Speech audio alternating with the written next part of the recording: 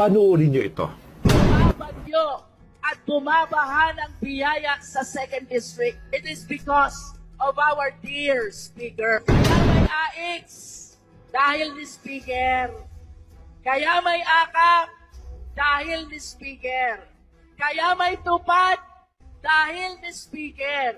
Kaya may mga barangay road dahil ni Speaker. Kaya may patubig dahil ni Speaker. Grabe na yun, no? Alam mo, na-insulto ako. Na-offend ako as a Filipino. Not because hindi ka kaya maging Batanggenyo para ma-offend sa napanood kong video na ito. Because, syempre, not because bawal, okay, di ba? Bawal na... Sabihin na hindi natin bawal. Okay. Pero coming from Mali.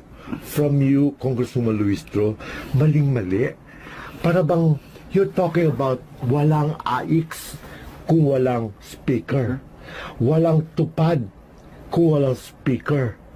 Walang barangay roads kung walang speaker. Si Speaker ba talaga na? Diba? Walang patubig kung walang speaker. Luis Tro, pera ba ni speaker yan? Proyekto ba niya talaga yan? Kahit proyekto pa niya. Bawal nga yan eh. Di ba? Sa mga constructions, binabawal na yan. Kapag may construction ng bridge o kalsada dyan, nasasabi na pinagawa ni Mayor ganito, ni ganyan, ni Congressman ganito, ganyan. No! It's through, course through him. Yes. Pero pera ng tao yan. That's taxpayers' money.